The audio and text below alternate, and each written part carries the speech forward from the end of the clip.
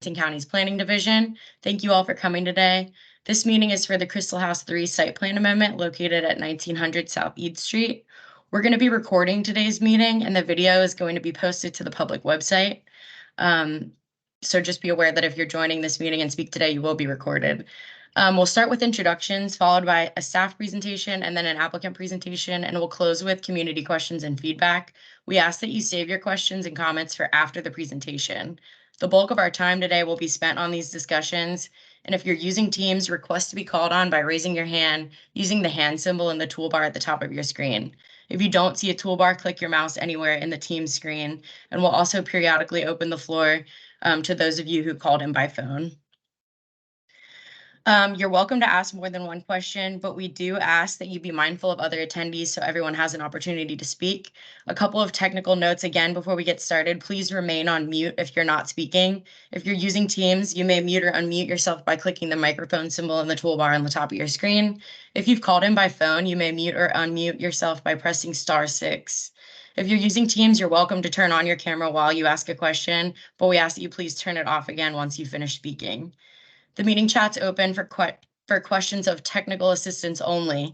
For example, if you're having trouble hearing or can't unmute yourself, please don't use the chat to ask questions about the project because we won't be monitoring the chat for that reason, and it won't be recorded by anyone or visible by anyone who's called in on the phone.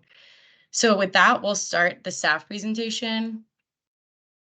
I'll be presenting a brief overview of the Crystal House 3 site plan amendment at 1900 South Eid Street. With me today on the call from Arlington County is Andrew Prupolka as a part of the CPHD communications team, as well as Matt Matuzik and Chris Kreider from Planning and Jane Kim from DES, as well as Chris Dematsis from Housing. The site at 1900 South Eid Street is located in the Crystal Houses development, which was approved with Site Plan 451 in 2019. This minor site plan amendment is specific only to Crystal House 3. The site zones CO Crystal City with a medium residential GLUP designation. The 2019 approval is compliant with the Crystal City Sector Plan recommendations for building height, form, and design, providing a careful and deliberate taper in height and scale westward towards the existing single-family neighborhoods in Aurora Highlands. The approved new buildings were designed to address scale and walkability and are an improvement over the existing conditions at the site. The 2019 approval was consistent with the locations provided for in the Crystal City Sector Plan's illustrative plan, and the applicants providing more public park space than is recommended by the sector plan. The 2019 approval included 819 new residential units in 4 new multifamily residential buildings, as well as 36 of townhome-style multifamily units, in addition to the retention of 2 existing buildings with 828 units. In addition to the standard site plan mitigations, the applicant implemented sector plan recommendations by providing 2 new public parks on site, totaling about 54,751 square feet total of park space, a pedestrian pathway through the block from South Fern Street to the new public park running on South Eads, as well as constructing a protected bike lane on South Eid Street, on the South Eid Street frontage of the block. The parking ratio is currently 0.69 spaces per unit, and the site's located in a transit-rich location near the Crystal City Metro Station. As originally approved, the site plan had 97.17 units per acre, with 427 units of additional density above the base, which were achieved via affordable housing, the protected bike lanes, public spaces, and other streetscape utility improvements, as well as LEED Gold certification for the new buildings. As amended in October 2023, the site plan is now approved for 98.17 units per acre, which was achieved by the commitment of affordable housing in the Crystal House 6 building. This slide highlights some of the main differences between the approved and proposed plans for this minor amendment. The applicant's proposing to keep the number of units the same while increasing the density by about 3% to accommodate more bedrooms per unit, specifically more 3-bedroom units. The applicant proposes to increase the height on the eastern facade along South Eid Street. They're going to reduce the number of parking spaces by 20, provide an overall total of 2 more bike parking spaces than were originally approved, provide Earthcraft certification rather than LEED Gold, remove the pedestrian passage through the building, change the facade materials, remove the balconies from the facade as well as the rooftop pool, and remove the landscape terrace on the interior courtyard and replace it with a second level terrace with parking underneath. The applicant's also proposing to remove retail that was approved at the corner of 18th Street and Eads, and we'll go through all these in the following slides as well. So in summary, the applicant's requesting to change site elements and building elements shown on the screen, as well as to revise condition language in order to change the development from a market rate condominium building to an affordable housing development. The zoning ordinance threshold for major amendments for site plans is a change in density of more than 5%. For this zoning district, the density is measured in units per acre, and since the number of units are not changing, there's no change in the density of the site that was approved and amended in October of 2023. This is the view from the corner of 20th Street and South East Street. The approved facade is shown on the left with the first submission of the application shown on the right. This is the view from the corner of 18th Street and South Eads, again with the approved facade shown on the left and proposed shown on the right. This is the retail space that the applicant is proposing to remove and replace with a lobby and residential amenity space. This is the South Eads Street frontage with the approved shown on the top and proposed on the bottom.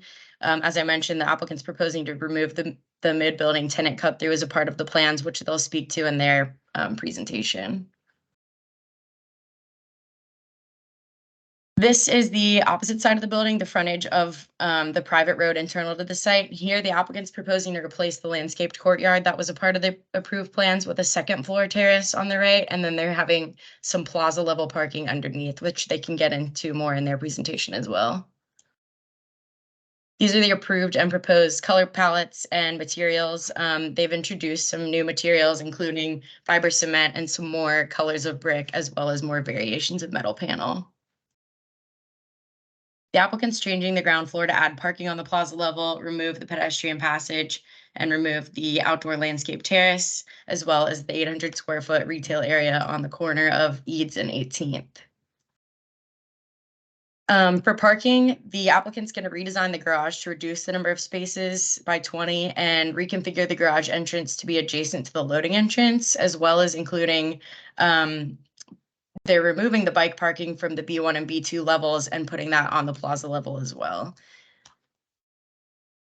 Here are here's a closer look at the bike parking. In the approved plan, 186 spaces were located on the B1 and B2 level bike rooms, and 10 visitor spaces were on South Eads.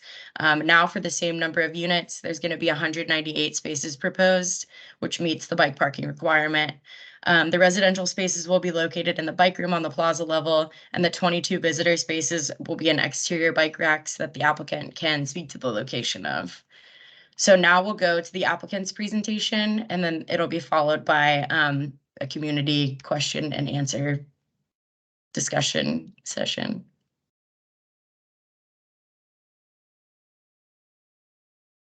Thank you. I go ahead and share my screen, right? And please introduce yourself briefly before you start to speak. Yeah, we'll do. Okay. So there we go. Okay, good afternoon. Was that okay? Yeah, that's showing. I'm Haley Norris. I am a director of real estate development at APA. I'm joined here today by my colleague Danny Ross. We also have members from our architect, landscape architect, civil engineer, and zoning council here today. So I will go through this presentation, but they're all here to help answer questions that come up afterwards. So we'll go ahead and I will try to not duplicate anything that Emma has already shared through this presentation. So we'll just do a really quick introduction of APA. I know many folks are probably familiar with us, but we are based here in Arlington. Our mission is to provide affordable housing and resident-centered programming that helps our residents make the most of their home. We have been in the community for over 30 years, so we develop and own affordable homes for the long term. The other thing I wanted to mention is that as APA has grown over the years, our resident services team has also grown as well. So we're providing services to each property with our growing resident services team, and they would provide services here at Crystal House 3 as well.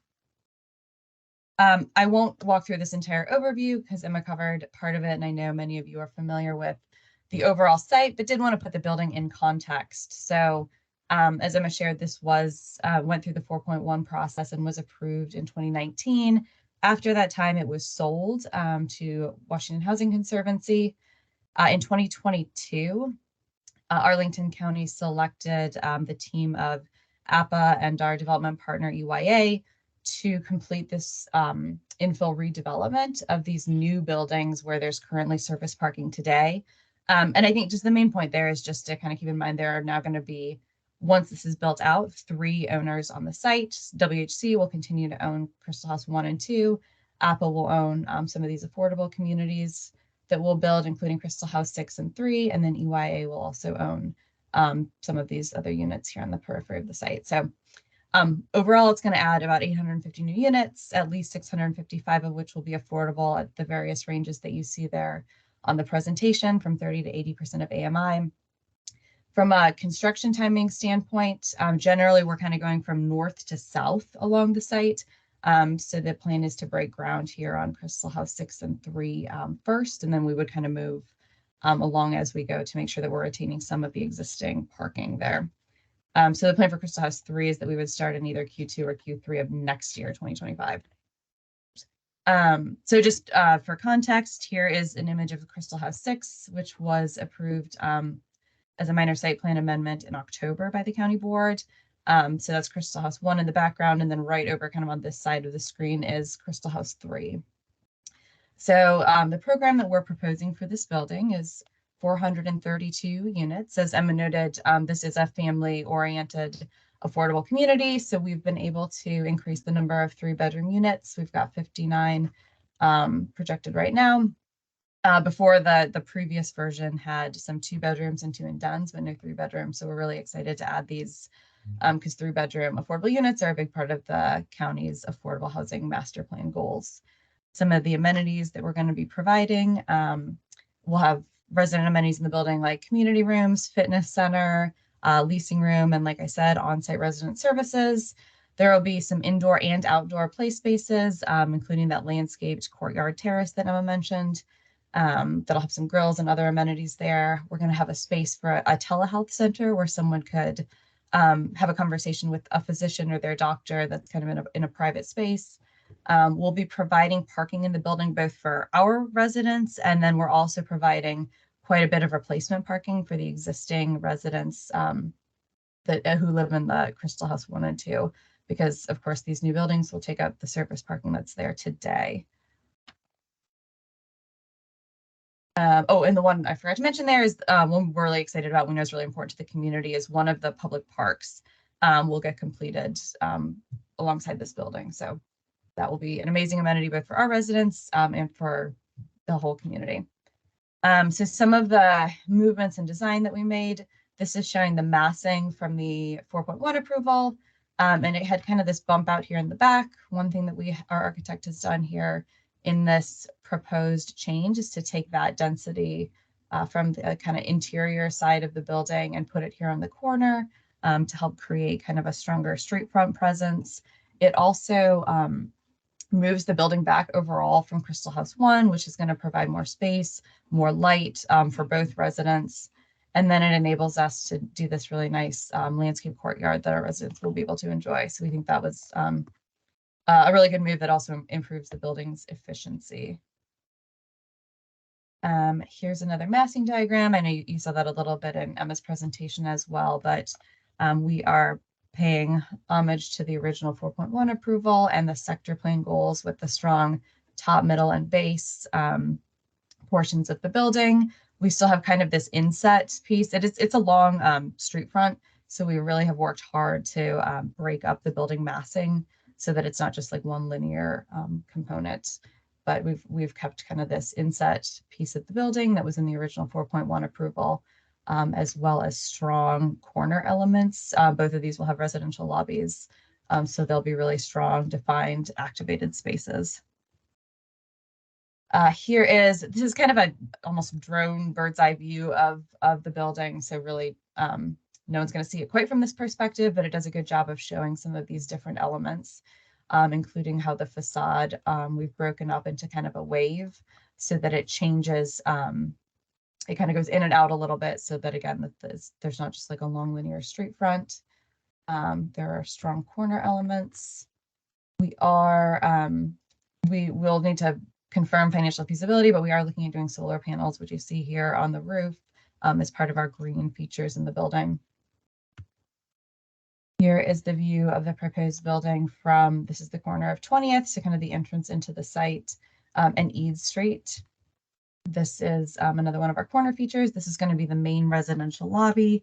One thing that you'll see here that we've done is we have kind of two levels of glazing of glass windows to really let a lot of light into the building. This is where a lot of our amenity spaces are going to be. So they're going to be really nice, naturally lit, welcoming, activated corner.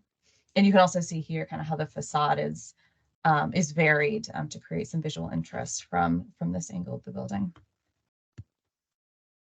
Here's more of the pedestrian experience view. This is also along Eads Street. You can see the nice storefront glass here near the corner. And that's the view as you look up along Eads to the north. And one thing I think you're not totally getting here that our team is continuing to refine is there's just going to be some really nice landscaping along Eads Street and the pedestrian corridor. And there will be the bike lane that's on Eads as well. So I think this is really going to be a beautiful green, landscaped, nice pedestrian area here. This is our proposed, well, two things. It's our proposed schedule, but also just draw your attention quickly to the image, which is the proposed courtyard area. We're still kind of finalizing what exactly the amenity spaces and furnishings would be for that, but that'll be accessible to the residents of this Crystal House 3 building. And it's going to kind of tie into some of the indoor amenities, like an indoor play area, kind of resident services area. So everyone will be able to go in and out and enjoy this area. So we are seeking to have this minor site plan amendment on the February County Board meeting. We'll be applying for our financing, the 9% housing tax, low-income housing tax credit in March, and hope to start construction mid next year. So that was the end of the, I think what I'm going to do, that was the end of the presentation. We were going to go to questions. I'm just going to go ahead and jump to the first image that we had, I think, in our appendix, because Emma referenced this in her presentation. And this is in regard to the pedestrian resident like pass through. So I'll start to speak to this, and then I'll hand off to others on my team who can also jump in. But the approved 4.1 had a private kind of resident only cut through in the building around this area. We are not proposing that here. That's something that our team, we're proposing to remove that here for this minor site plan amendment. It's something that our team studied pretty extensively. And what I'm showing here is where the pedestrian areas and sidewalks are going to be. And again, our team can share more information on this, but because of where the entrances both to Crystal House 3 are and Crystal House 1, they really are all kind of guiding you towards this corner of South Eads and 18th, which is where you cross, of course, to go to the Crystal City Metro, or to this corner here at 20th and South Eads. So we felt like really those were the pedestrian areas. We're going to have, right now it's all kind of open. It's surface parking. So this is really going to define streetscapes. It's going to have landscaping. It's going to have really clearly defined paths that are kind of going to set where residents would walk to get to their destinations. And we felt like we were really well covered and providing good site porosity through this design. And I'm glad to hand off. This is kind of the transition point to questions anyway. So I'm glad to open up to questions. But maybe if I've got anyone on the team who wants to speak any further to that, or we can just address it through questions further. Maybe that's the way to go. Yeah, thanks, Haley. So at this time, community members that wish to speak and have joined by teams may raise their hand using the using the toolbar at the top of the screen. Those of you that have joined by phone will be given an opportunity to speak as well. So it looks like we've already got some hands raised, so we'll just go in the order that we have these received. And once your question has been addressed, please lower your hand on Teams. So we'll start with Pam Van Hind. Hi, you can hear me okay? Yes. Good. I'm not going to bother putting on my video. I actually want to address the slide that's right here, so that's great. I'm interested in the pathways between CH3 and CH1. I assume you have red dots on one side and green dots on the other side. Those are both sidewalks. I will Yes, have they so are. oh, sorry. Actually, one thing as we start to go into questions, I wanted to ask, could our team, like Dan, could you introduce yourself as you start to answer questions, since I didn't go around the room at the beginning? If you could just say who you're with, what's your role, and then answer it, that would be lovely. Thank you. Go ahead. Yeah, very good. Dan Averett with Park Rodriguez, we're the landscape architects for Chris House 3. Yeah, the red or magenta dots represent kind of the primary pathways. The green dots are more minor. A lot of times they go past maybe a garage entrance or a service, doors, things like that. They're a little more broken up and maybe a little bit longer to go through. So, Okay, yeah, I'm interested in how wide each one is, and the green dots. My understanding is you have this lovely patio landscaped area on the second floor. So if I'm walking along here, I am going to be seeing the garage entrances and the loading dock entrances, and I won't be able to see your beautiful landscaping above, right? And the sidewalk, if I'm on the Crystal House 3 side, will be walking over the driveways into the loading docks and into the parking garage, which is not desirable. But if I go on the Crystal House 1 side, I don't think they actually have existing sidewalk on the far corner here that's close to 18th. That would need to be added. And I don't think there's any crosswalk over to get to 18th. So those would definitely need to be added. And I will point out that yes, this comes out at 18th, but does not come out at the corner, and it's still going to be extra distance for those of us who are passing through. But that's it for right now. Thank you very much. just to confirm that we do have 5-foot sidewalks internal to the site, and there will be new sidewalks added where they're not today. We do intend that the interior streets have a streetscape. Just some of them will be, a little more compromised by, say, a parking entrance, things like that. But we intend to have a full pedestrian network throughout the site, and we've kind of identified the magenta as the most desirable, the most easy to access, the least breaks within that sidewalk, and the others will, provide other access as well as, building access to egress routes and things like that. I'm not sure if you've got one of the yeah. renderings. Sorry, Nick. I'm not sure if you've got some renderings seeing, that courtyard. I think she had a question about what are you going to see from the private drive? I don't, let me know if I'm wrong. KGD, I don't think we have that in this slide deck, but you would be, I mean, today, I think Dan, if you can speak to this, or KGD, you will be walking past a garage entrance, which you would be, at some point on this building, regardless of its location, there has to be a garage entrance. But maybe you can speak a little bit more to landscaping and what that will feel like to the pedestrian. I wanted to cut in briefly and just say that obviously it's, some back of house uses there along that internal driveway. I think in 2019, when the case was originally approved and, throughout the sort of conceptualization of how we might change this, we continue to think about the public streets and the mid-block connection that runs through the park as the primary passageways through and around the site. I think that's what was planned by the sector plan too, but, understanding completely that there are some existing desire lines to kind of cut through the parking lot, we wanted to emphasize that anybody who wants to do essentially that same exact path today can do so along the internal driveways with their own sidewalks, which is, helpful to have that other way of crossing through the site, but certainly not the preferred or best maybe in some folks' view. Go ahead. Yeah, no. There will be shoot trees on those internal streets, and you also be able to see the second floor landscape kind of coming out of that courtyard where you can see it, and you'll see some activity up there, but it will be on the second floor. I think one of the things we've asked to see in a resubmission is some more, view from that private drive. So in the next meeting, Pam, hopefully we'll be able to see that perspective of the renderings. Next, it looks like Stacy Meyer has got their hand raised.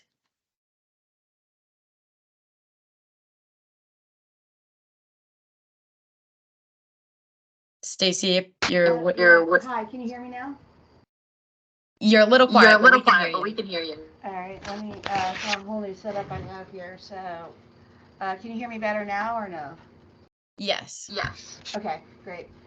Okay, just have, so I'm with, Aurora Highlands Civic Association, and, we're doing a review of this, project, and I have 3 questions. So I'm not sure if I can do them all now or what, but, question 1 is the changes to the facade, balcony, removing the balconies, removing the floor to ceiling glass, the panels. What precipitated those changes? Is it cost reduction because you're doing affordable housing, or is it to increase the thermal performance of the envelope? That's question 1. What's driving those changes? Question 2 is, what earthcraft level are you going to be pursuing, and how does that relate to LEED Gold, especially when it comes to energy efficiency? Obviously, LEED Gold is a pretty high bar, and so it's unclear. I'm not that familiar with earthcraft, but how they compare in terms of their energy efficiency. And then the third question is, in looking at the drawings that were posted, did not see an updated traffic plan or parking assumptions narrative. And we're wondering why that isn't included. It was a little bit hard to understand that you're reducing the parking ratios. What's driving that? And also there was no, in the phasing plan, there was no plan that was addressed, at least I didn't see it, construction parking, and where these off-site leased spaces are going to be. So if you can, we can go through all 3 of those questions, but those are the ones that I have. Thanks, Stacy. We'll start with the question about changes to the facade, and if you wouldn't mind muting, we're getting some feedback from your mic. So we'll start with the change. What prompted the changes to the facade, removing the balconies, glass, panel, and then we can go into what the difference between Earthcraft Gold and LEED Gold is, and then go to updated traffic plans and why the reduction is being requested. And also the parking assumptions, most importantly. Haley, would you like me to take the first 2 on the facade and the Earthcraft Gold?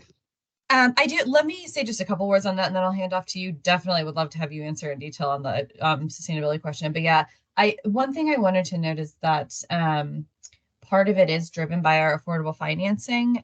So part of looking at the facade and the balconies is looking at cost and what's financially feasible. Another component of it is we are applying for competitive financing, and actually it's really important to have certain ratios of masonry versus fiber cement to make sure that we're able to win this competitive financing. So that has been a piece of making some of those revisions to make sure that we can win the money we need to build the building. And Kevin, I would love if you would address kind of the energy efficiency component of that, and yeah, Earthcraft versus LEED. Thank you. Yeah, sure. And they're both closely related. Whether the changes in the facade do impact thermal efficiency, it's very, very difficult to have that much window and meet the energy requirements of Earthcraft Gold, which is the level that we're going for. Earthcraft Gold is very comparable to LEED Gold, but it does put more of an emphasis on the of the building efficiency. So you have higher levels of insulation in the building, and usually less thermal heat coming into the building. As Haley said, greater percentages of masonry. So there's that's in a nutshell what is driving some of the facade changes, and it is tied to Earthcraft Gold as well. I wanted to note on Earthcraft Gold that the current green building incentive plan that was approved back in, I want to say 2020, permits LEED Gold or Earthcraft Gold as an alternative. That it has, for several years now, it's just that we have generally on most projects seen LEED Gold rather than Earthcraft Gold, but staff way back then in 2020 concluded that they were largely equivalent and that an applicant could use either. Thanks. And then going into the last question about parking assumptions and why there was not an updated traffic plan and what prompted the reduction in the ratio. I'll kick it off, and then I think Haley and Kevin will want to talk about the parking ratio specifically for their programming purposes. We did a site-wide MMTA in 2019. For a minor amendment, you would only update or do a new traffic study if you were substantially changing unit counts, increasing density past a certain threshold. I think we have a representative from DES here in the meeting today who could speak to those specifically. But I do know that without a change in unit count, certainly, and with the only 3% increase in GFA of the building, that we would not trigger the requirements for a new MMTA year, which of course would be, expensive, another procedural hurdle, and we are trying to deliver this much needed affordable housing on some pretty tight contractual deadlines as well, pursuant to the deal by which the Washington Housing Conservancy donated these development rights to Arlington County, who then of course chose to partner with APA. Sorry. And then I was going to speak a little bit to the ratio. Sorry about that. So the ratio for the parking for the new residential units will be about 0.45 here, which is very much in line with APA's other affordable housing developments in portfolio in Arlington. This site even offers better transit access, I think, and access to more opportunities than some of those other sites do. But, this is what we have found is meeting the needs of our residents is in this parking ratio range. And I know it's actually quite a bit above what you can go to in this particular zone for parking, but we don't want to go any lower because we do know that some people have a need for cars to for their lifestyle. But that is what's driving that. This is very similar to others we've done kind of in the courthouse neighborhood, Virginia Square, for site plans that meet the needs of our residents based on our portfolio data. Thanks, Haley. It looks like next we've got Ben Watts. I'm sorry, I didn't get all my questions answered. How do we handle that? Which one did we forget? I'm sorry. Okay, yeah, no problem. And I also have a follow-up question. Nobody spoke to why the balconies were removed, number one. So let's talk about that because that's not really an energy efficiency thing, and I'm not sure that getting rid of balconies is a desirable goal of programs that are in affordable housing. So that's number one. Number two is you talked about reducing cost related to making an affordable housing project pencil financially. I find that hard to understand. When Amazon incorporate, I'm sorry? Oh. Why don't you let them answer one at a time? I'm sorry? Why don't you let them answer the question one at a time? Well, that's why I asked Emma to begin with how she wants to proceed with this. So I'm going with that. So Emma, I can work in not any way you like to, but I did have a number of questions, and like I said, I could do them one at a time. But I need to have a response, full responses, I think, to the questions. Yeah. So I don't know if you could mute your microphone in between. We're getting a lot of feedback. Okay. So that's why I'm trying not to talk over anyone. But you can ask them one at a time. I do want to be cognizant of the other people with their hands raised. So maybe we could come back. I think Nick can certainly, or part of the APA team can definitely talk to speak to your question about why the balconies were removed. But then I think we should go with the three people who've got their hand raised. And then if there's time for your additional questions at the end, we can circle back. But I do just want to stay on track with other people being able to have their opportunity to speak. And obviously in hopes that we'll get everybody's questions answered before the end. So if the applicant wants to take over with the question about why the balconies were removed, then we'll go to Ben Watts after that and then circle back at the end. That was what Haley was discussing when she spoke to construction costs and the ability to finance the project. That's why the balconies were removed. Haley, did you want to add more to that? No, so yes, I'm sorry, I didn't explicitly state that. That was part of the, needing to be financially feasible, and we're using public dollars from state, local, federal sources. So we're trying to be cognizant of that. To be abundantly clear, they score applications, and Haley, jump in if I'm wrong here, but they score applications based on the features in the design of the building, the materials used, other things, and they're looking for something that is delivering housing for not necessarily the lowest possible cost, but the sort of best effective budget, something efficient, like that. Yeah, there's an efficient use of resources. Yeah, that's right. So that's what we're up against, is to get these dollars, we have to make sure that we have a very efficiently designed building. And I think balconies do unfortunately get in the way of that, even though I could probably agree with you that on a market rate building, I like balconies too. We use them a lot of projects. It just didn't work here. Okay, so next we'll go to Ben Watts, and then Stacy, if you wanted to raise. I'm sorry, I would like to respond to that because I do have a follow-up question to that specific answer. If we could, and in the interest of having a robust conversation about this. Okay, if you've got one more follow-up, then we can go to Ben after that, but then that. we've got to keep it moving. Thank you. Thank you. Okay, so in regard to the reduction of the balconies due to financing, I would draw your attention to a project that was just, will be ribbon cutting on it next week, parcel 42. It was an Amazon funded project. In order to, that project was able to put in more features despite having LIHTC and other kinds of financing, because it had the Amazon donation.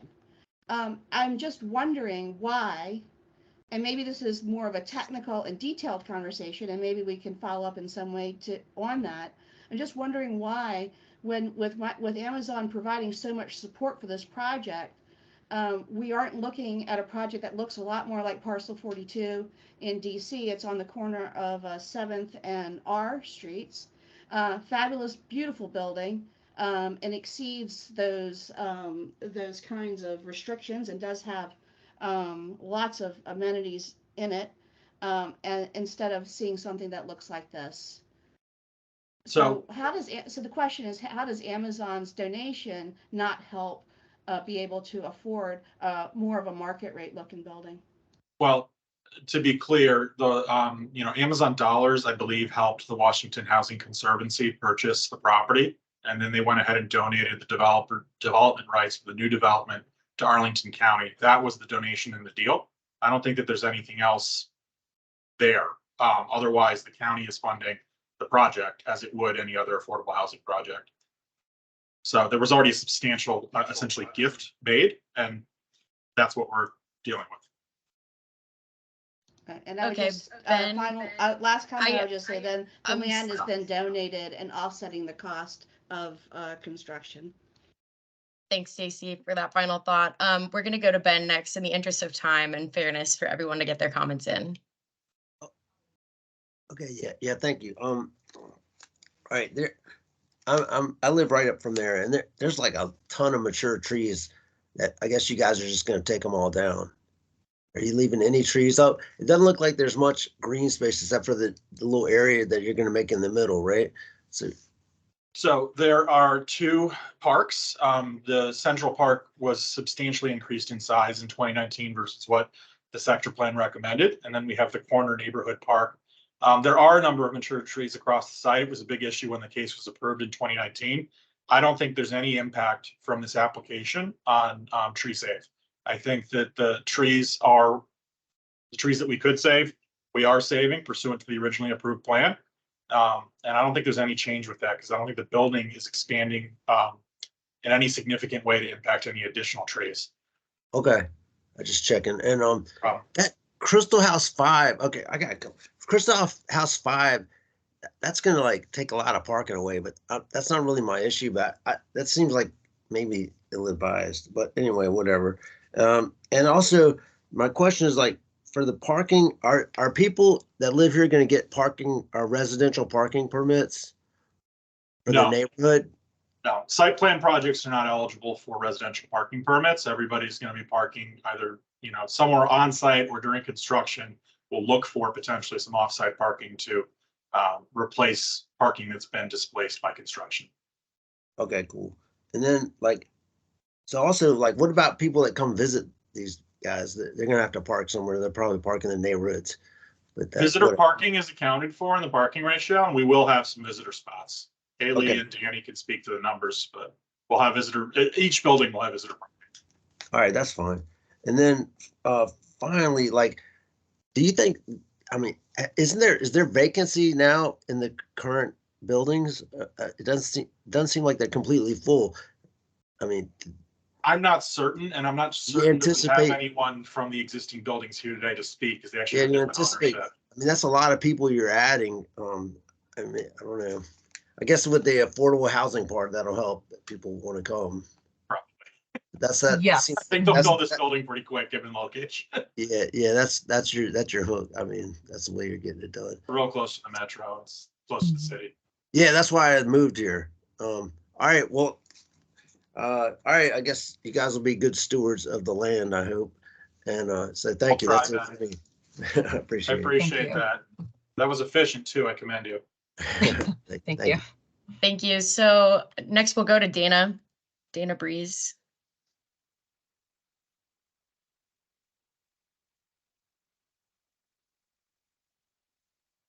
If you're speaking, we're not able to hear you. Okay, you suggested you showed both magenta and green dotted sidewalks. Will they both be ADA compliant? You talked about the green ones being, apparently coming across as not being continuous. They're continuous. They just cross a driveway apron as you would in any kind of urban condition. They will be ADA compliant. Okay, and this is being and you've integrated this into the VDOT plans for at-grading Route 1. Because you're going to drive a lot more traffic to the metro. Can you speak to that, Nick? I don't think that affects our. So I heard the second part, which was bringing Route 1 to grade. What was the first part of the question, Dana? I apologize. That you're integrating your additional traffic or pedestrian loads into the VDOT planning process. So I'm not sure what VDOT has looked at. I know that we did obviously the multimodal transportation study in 2019. Not sure if bringing Route 1 to grade was even a factor in that. DES might be able to comment on that, but that also might be something we take back and then give you an answer by email if there's more we can learn.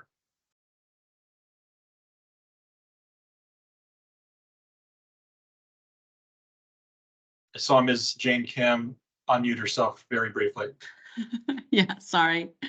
Hi, this is Jane Kim with DES. We can take that question back. I'm not sure the county's involvement in the VDOT process.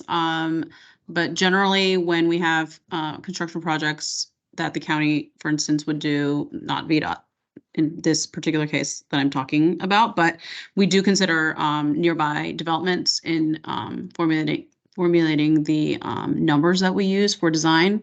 And so I would assume that VDOT would have done a similar thing since this project was previously approved in 2019.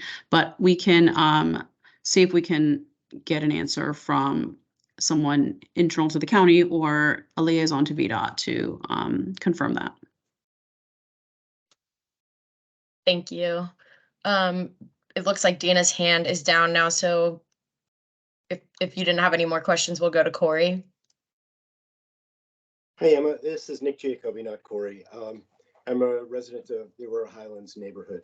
I have a couple of questions for you. The first one is the superblock porosity. That is one of the issues that the sector plan and the neighborhood has been pushing for a very long time, and I'm really disappointed to see that concept being ignored in this project. My second one is another concept that's covered a lot in our projects is activating street level areas. And I don't quite understand why the retail is being omitted from this project. That would have activated a corner that currently doesn't have anything. Third point, Ben Watts made a really good point about trees. It would be really great to see an analysis. I know you're going to say this is not our project, but it would be really great to see an analysis of the entire superblock. How many trees are there now? How many trees will there be when it's finished? And my hope is that there will be a net increase in the number of canopy trees, because that's what we really need. And you're removing an awful lot of mature canopy trees through each of these buildings and not necessarily replacing them in kind. Finally, I want to reiterate once again my request for a real SPRC process for each of these buildings and each of these projects. As you've seen today, and you've seen at the countless one-on-one meetings that you've been doing off the record, there's a lot of interest. And I don't see many members, if any, of the Planning Commission and people who can actually contribute and make this into a better project, because the SPRC project process really does make projects better. And by shortcutting it and trying to fast track these things through and splitting them out building by building rather than dealing with them comprehensively, we're not going to end up with the good projects that we could have. So look forward to your answers. Thank you very much. Sure. Hi, Corey. Let me start off, Nick. I'll take that last question in regards to the SPRC process and why that wasn't chosen for this minor site plan amendment. As I spoke to earlier, this minor amendment doesn't meet the threshold for what would be considered a major site plan amendment. However, we did listen to the community's feedback from the Crystal House 6 project, and we invited liaisons from the Housing Commission, Pedestrian Advisory Commission, as well as the Planning Commission chair. So we're having this community meeting, and we're going to have another community meeting sometime in February after the applicants made a revision to their submission, hoping to get some more community engagement opportunities for this project specifically as requested. In reference to the superblock porosity and street level, the activation of the corner and the trees, I will put it back over to Nick. Yeah, I'll start and then I'll pitch it right back over to Haley. I just want to respectfully and politely disagree fairly strongly that we've ignored the size of the block, with this project. I think the exhibit that we're looking at on the screen right now demonstrates how we have paid close attention to that issue throughout this process, but also obviously when the site was originally designed and approved. I mean, we've got a number of excellent pathways through this site for folks to get from one end of the block to another. You certainly do not need to walk around the entire lengthy block to get anywhere. There's a mid-block crossing provided for that leads to the Central Park that goes out to Eads. There's the internal sidewalks that we were just discussing. So I don't think that we've ignored that at all. On the trees, agreed that, there are a lot of mature trees here that are coming down with this development. It's certainly an issue that was hotly discussed. I think we have the exhibit that you're looking for from the 2019 approval. I know that we presented that information to the Planning Commission and to the county board back then. So while we're talking, I'm going to see if I can pull up those presentations, and I might even be able to send Emma a page reference or something like that, so she could send it out to you so you could see that data, because I don't think that that's changed in any material way since 2019. For retail, I think we agree with you that we wanted to make sure that we activated that corner.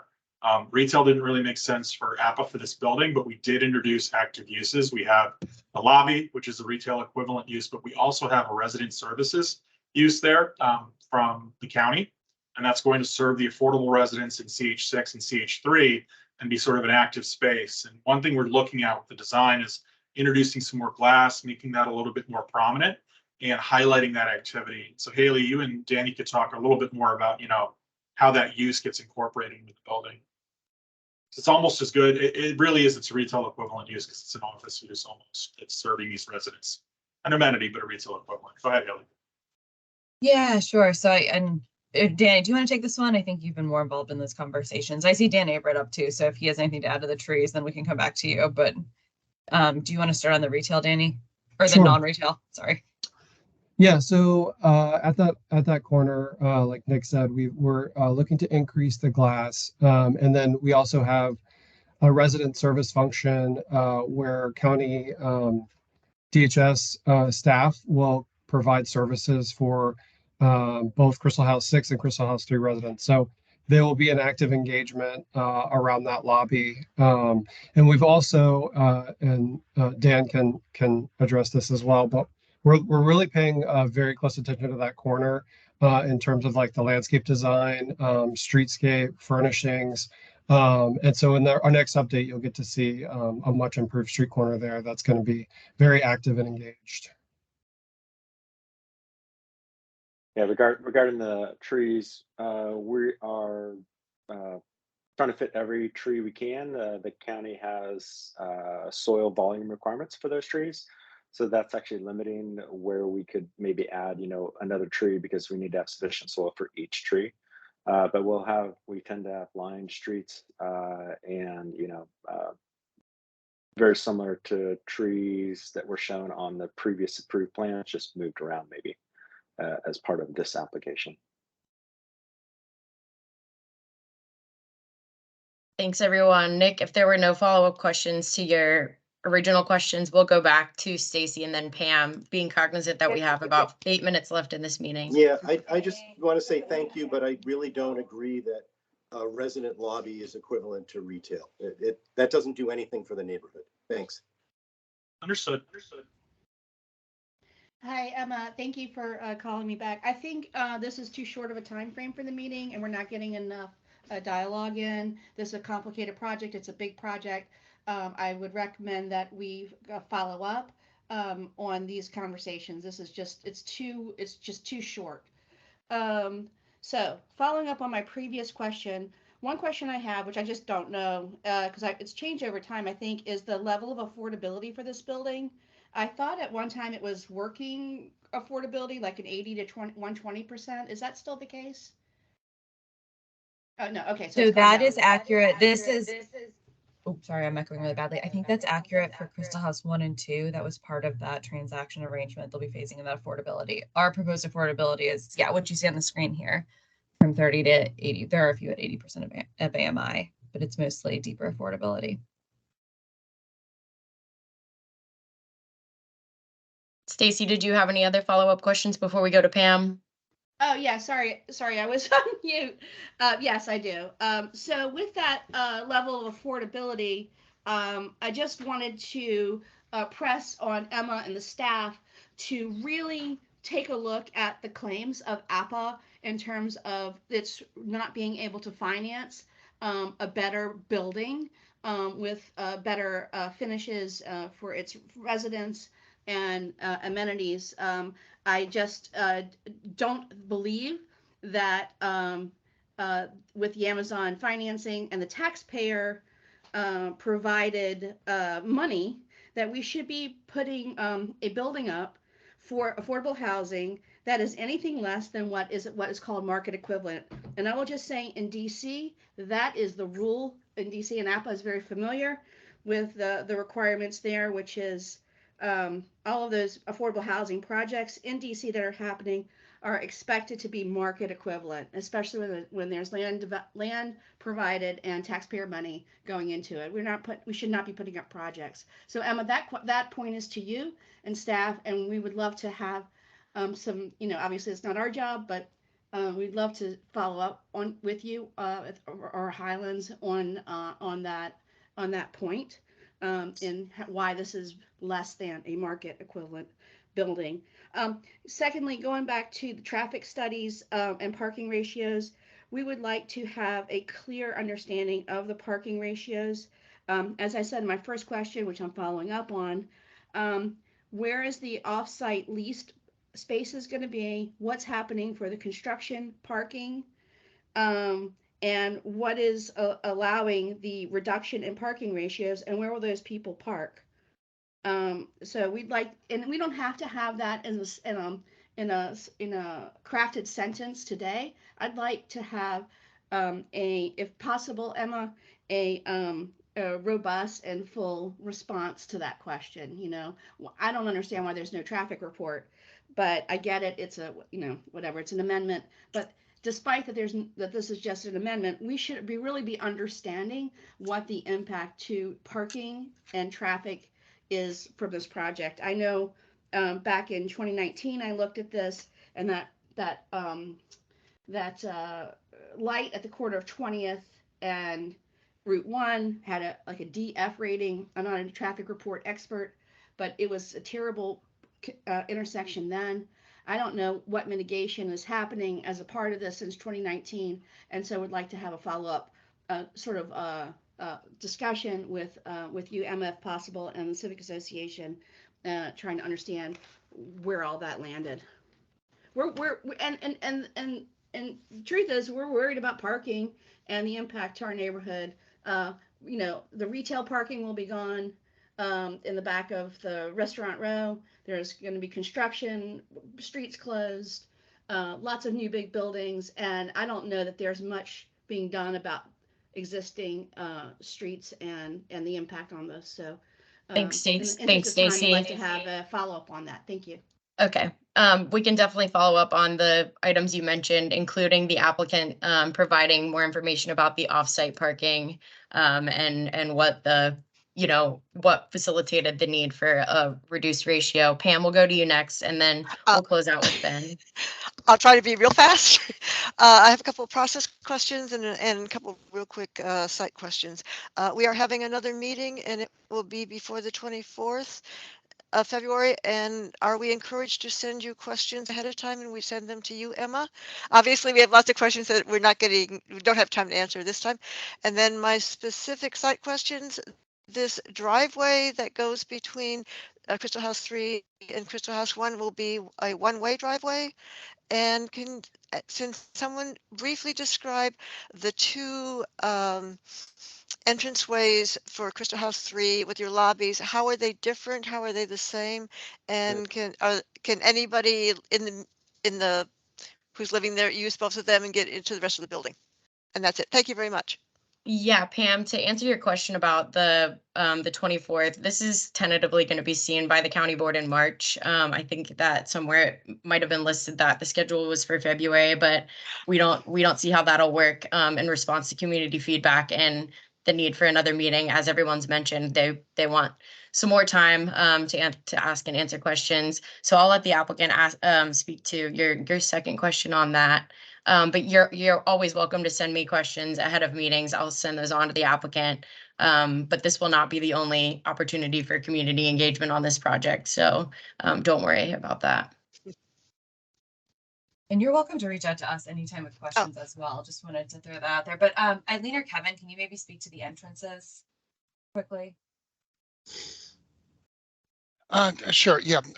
The entrance is the entrance that is at 18th and Eads, closest to the metro, is the entrance for the 4% side of the building, and the one that is over at the No, I think corner. she means. I'm sorry. She means like where are they in relation to what they originally were? Because yes, any resident who lives in this building can fob into any either entrance. Sure. Regardless. They're in the exact same location that they were in the approved 4.1. We've taken care to make sure that we're showing the doors in those locations as they were previously approved. And the lobbies are similar or different? And was that driveway a one-way or not? And thank the you all driveway for- is not one way. It's a two-way street, full width. I believe that also has fire truck width, so it's actually a little wider than normal. It's a 26-foot width. Dan, you can correct me if I'm wrong. And regarding the the amenities in each lobby, the lobby that's at the corner of 20th and Eads is the primary entrance for the amenities. So the amenities are stacked on that end, resident services, and the way up to the second floor is oriented towards that and the second floor amenities. And this is Eileen Horn from KGD. To some degree, our lobbies are actually more expansive in that case than the previous approved submission. So at the 20th Street entrance, it was a one-story lobby. We have a two-story lobby with a stair that goes up. It's a much grander space, much more natural light and activated space than was in the previous submission. Pam, I'm not sure if you can see my screen, but these are the entrances with some stair egress circled in purple and then the others highlighted. Thank you all.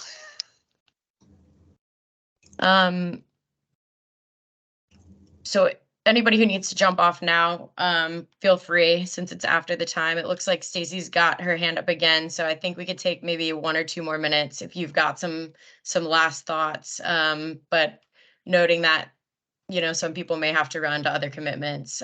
Stacy, did you have a few final? No, sorry about that. Apologize. Would like just to follow up. Emma will probably write a letter requesting some of the issues I brought up today. Okay. Definitely, you're always welcome to send us comments, questions, feedback via email. Thank you all for attending today. I appreciate the discussion, and we'll definitely keep everything in consideration, and any items that were requested for follow-up, we will follow up. Feel free to just send us an email requesting additional information if you needed it, and we appreciate you joining us this afternoon. Thanks, and have a good one. Stay safe. Thank you Thanks, for the all. continued Thanks, Emma. engagement. Thank you.